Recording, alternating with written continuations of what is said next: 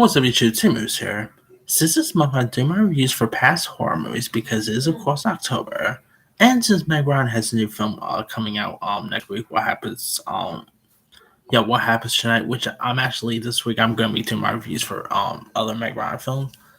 But she's of course had her foray into the horror genre. Obviously, when you think of Meg Ryan, you always think of rom coms like You've Got Mail, Sleep in Seattle, and stuff. Well, she's of course tackled into the horror genre once, and that was, oh boy, not a good one. And that was 1983's Amityville 3D. Now, this was actually like the third installment of the Amityville horror, followed by, of course, it was followed up by, the first Amityville horror from the 1970s. Then there was like Amityville Horror Part 2, which was okay, I guess. There's been lots of Amityville horror movies like in the past number of years. Like, I kid you not, there's an Amityville Shock and Amityville Thanksgiving. I'm like, these Amityville movies are getting out of hand. But of course, they decided to make this one to 3D. Which of course at the time, 3D wasn't as popular as they are nowadays, but there was of course 3D movies like in the 70s and 80s, like where they talk about Friday the 13th part 3. There was of course obviously Jaws 3D. Some of them work, which I like Friday the 13th part 3, by the way. Some of them, of course, didn't, and that was, of course, Amityville 3D. Now, this was directed by Richard Fleischer, who's directed some iconic stuff. Like, let me pull some of his credits. He, of course, directed one of the most iconic, one of the iconic films, 2000 Leagues Under the Sea, Fantastic Voyage, the original Dr. Dolittle from '67. I mean, he of course did Red Sonja. He talk about an interesting career he's had. But why did he go ahead and do something like this is beyond me. If you guys don't know much about Amityville 3D, it's where investigative reporter John Baxter, played by legendary actor Tony Roberts, buys a notorious house in the Long Island suburb of Amityville, New York, in an attempt to prove that stories about its own being inhabited by demons are fraudulent.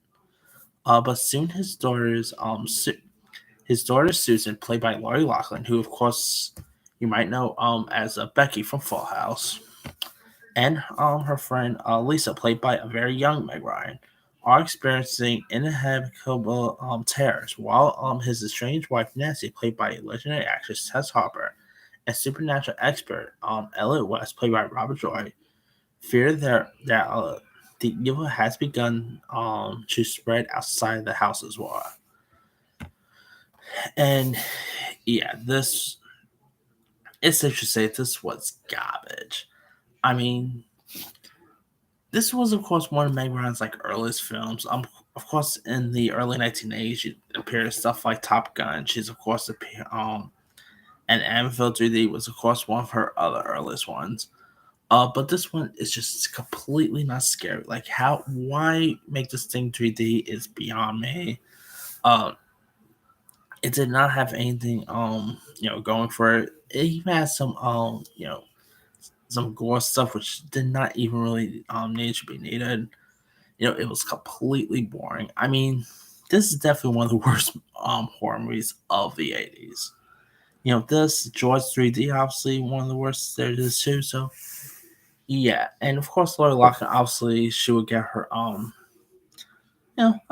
when you think Lori Loughlin now, you think of the college mission scandals for but of course you also think of Amityville 3 appearing in it. Obviously you also think of her in a Full House.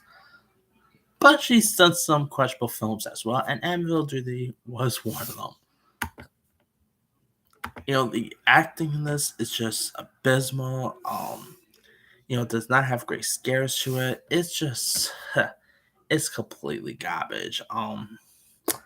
Yeah, definitely not a film I could really recommend anymore. So, yeah, it's not that good of a horror film. So, yeah. Anyway, let me ask you guys: have you ever seen Amityville 3D? So, what's up? Did you like it? Did you not like it? Were you ever a fan of the Amityville franchise? Drop comments below. Don't forget to like, subscribe, hit that bell for notification. This is Tim Messiah.